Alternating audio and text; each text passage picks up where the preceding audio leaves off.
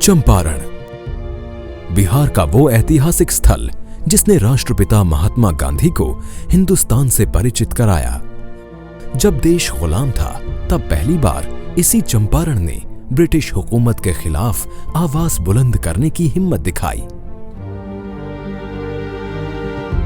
नील की खेती करने वाले यहाँ के किसान अंग्रेजों के शोषण के कारण एक नारकीय जीवन जीने को मजबूर थे। उन्हीं के आग्रह पर 1917 में महात्मा गांधी पहली बार चंपारण आए और इन किसानों को अंग्रेजों के अत्याचार से मुक्ति दिलाई। आज भी चंपारण का भितिहरवा आश्रम महात्मा गांधी के संघर्षों की उस बानगी से हमें रूबरू कराता है जिसने अंततः 1947 में अंग्रेजों को भारत छोड़ने पर मजबूर कर दिया।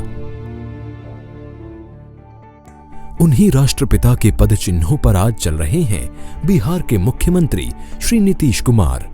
महात्मा गांधी का मानना था कि सही विकास वही है जिसका असर समाज के अंतिम आदमी तक हो।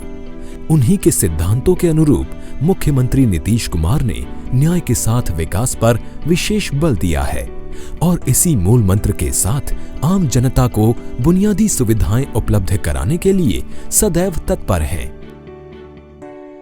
इसी उद्देश्य से मुख्यमंत्री नीतीश कुमार द्वारा निश्चय यात्रा की शुरुआत चंपारण से की गई। इस यात्रा के पहले दिन सबसे पहले मुख्यमंत्री नरकटियागंज स्थित अनुमंडल कार्यालय गए, जहां उन्होंने लोक शिकायत निवारण कार्यालय का निरीक्षण किया।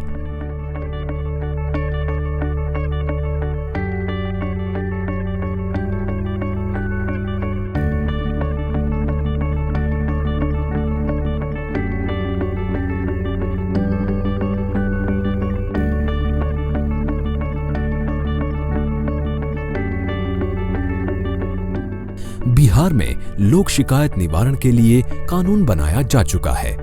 मुख्यमंत्री ने खुद कई लोगों को दिए गए आवेदन पत्रों का अवलोकन किया। साथ ही कार्यालय में बैठकर उन्होंने शिकायतों के निपटारे की पूरी प्रक्रिया का जायजा लिया। अब अपने शिकायत के निपटारे के लिए दरखास्त लेकर जगह जगह भटकने की जरूरत नहीं है। अब जिला में और अनुमंडल में लोक शिकायत निवारण केंद्र बना दिया गया। आज हम नरकटियागंज में उसको भी देखने गए। कोई शिकायत है वहां जाकर कर दीजिए, आपको पावती मिल जाएगा और एक तारीख पर बुलाया जाएगा। आपकी शिकायत जिससे है, जिस विभाग से है, उस विभाग के अधिकारी को भी बुलाया जाता है। और मैंने अपने आंख के सामने देख लिया, जो मेरी ख्वाहिश की इच्छा थी, आज उसको मूर्त रूप उसका देखने में जो प्रसन्नता हुई। लोक शिकायत निवारण पदाधिकारी बैठा हुआ है, एक तरफ शिकायत करता है और दूसरी तरफ शिकायत का निवारण करने वाला अधिकारी। बात हो रही है, मैं सुन रहा था। तब शिकायत के निवारण का भी अधिकार दे दिया। मुख्यमंत्री का पदभार संभालने के बाद नीतीश कुमार ने सभी 7 निश्चयों को अमली जामा पहनाना शुरू कर दिया है। हर घर नल जल योजना 7 निश्चय की एक अहम योजना है। राज्य सरकार ने इसे पूरा करने के लिए मुख्यमंत्री ग्रामीण पेयजल निश्चय योजना की शुरुआत की है। इस योजना के तहत हर घर को पीने के लिए पाइप जलापूर्ति की जाएगी। चंपारण में राजपकड़िया पंचायत के महतिया गांव में इस योजना को मूर्त रूप दिया जा चुका है। गांव के हर घर तक पाइप जलापूर्ति होने से लोगों की खुशी देखते ही बन रही थी। पहले हम लोग चापाकल से पानी पीते थे, पानी उसमें का स्वच्छ नहीं था, गंदा पानी आता था। हम लोग बीमार पड़ जाते थे, मेरे घर के बाल बच्चा सब कोई बीमार पड़ जाता था। कल का पानी कोई 50-60 फीट हलवा कर पानी पी रहा था, उससे बीमारी होता और वो पानी में गंदगी था। नलका का पानी से हम लोग का बीमारी भी नहीं होगा और हम लोग स्वस्थ भी रहेंगे। निश्चय यात्रा के दौरान मुख्यमंत्री नीतीश कुमार नौतन प्रखंड के महतिया गांव पहुंचे, जहां पूरे का पूरा गांव मुख्यमंत्री के आने का बेसब्री से इंतजार कर रहा था।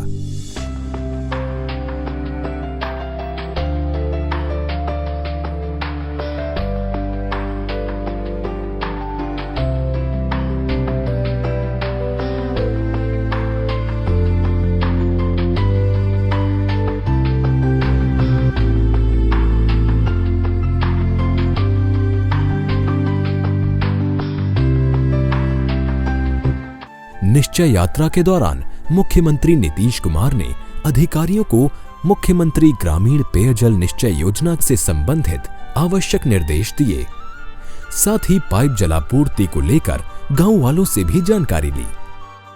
इस योजना के तहत एक तरफ जहां महतिया गांव में लोगों को पीने का पानी मिलने लगा, वहीं राज्य सरकार की दूसरी योजना के बदौलत यहां के लोगों को खुले में शौच जाने से भी मुक्ति मिल गई। लोहिया स्वच्छता अभियान के तहत गांव के अधिकांश घरों में शौचालय का निर्माण कराया गया है।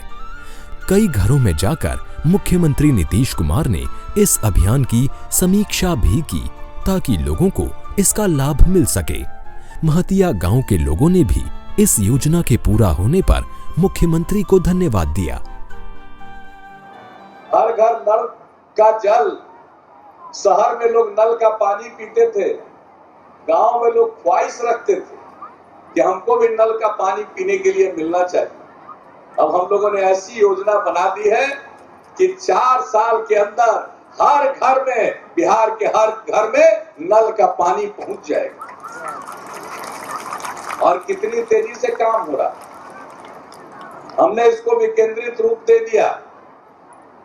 अब ग्राम पंचायत में जितना वार्ड है, वार्ड में बोरिंग होगा, पंपिंग सेट लगेगा और उसके माध्यम से उस वार्ड के हर घर में नल का पानी मिल जाएगा।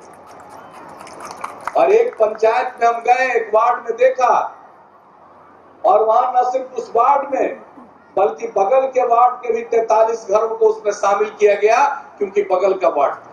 और हम जाकर के देखे नल का पानी अब मिलने लगा, लोग प्रसन्न हैं।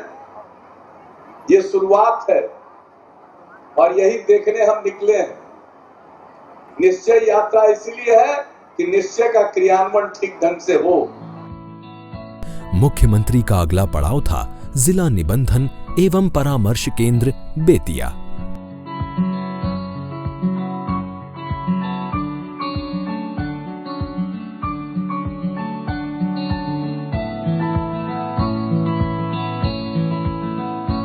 नवनिर्मित केंद्र पर सारी सुविधाओं की व्यवस्था की गई है, जिससे छात्रों को किसी तरह की असुविधा न हो।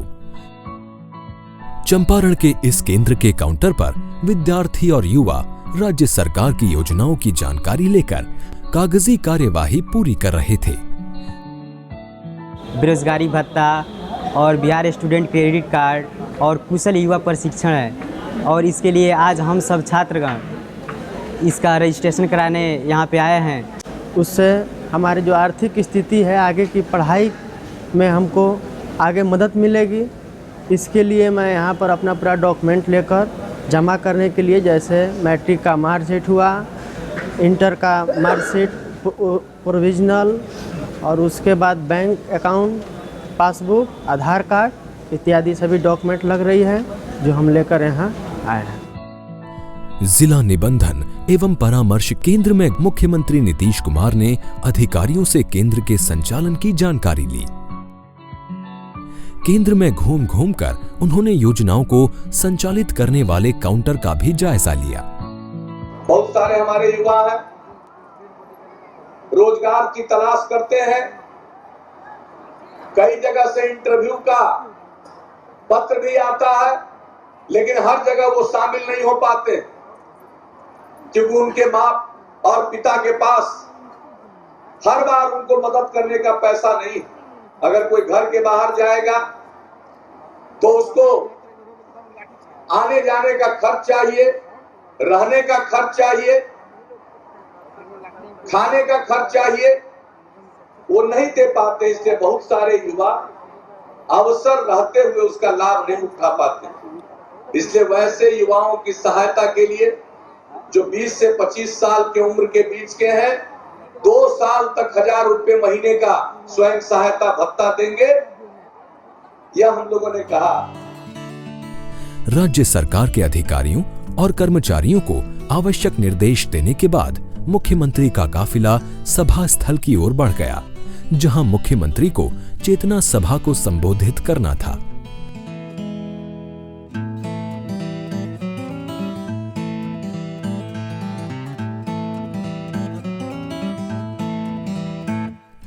सभा स्थल पर मुख्यमंत्री को सुनने के लिए लोगों की अपार भीड़ उमड़ी थी। खासकर महिलाओं का उत्साह देखते ही बनता था और इतनी बड़ी तादाद में आकर उन्होंने मुख्यमंत्री नीतीश कुमार के उत्साह को भी दोगुना कर दिया। अधिकारियों और जनप्रतिनिधियों के साथ चेतना सभा में पहुंचे तो स्थानीय कलाकारों ने मुख्यमंत्री का गीत संगीत से स्वागत किया।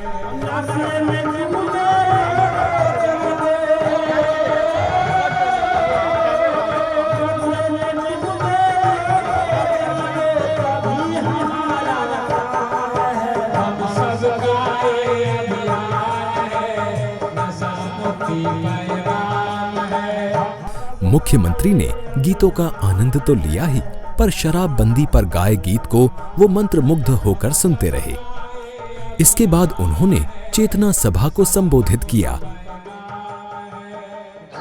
ये जो शराबबंदी का मुहिम है, इसमें सावधानी को कभी हटने नहीं देना।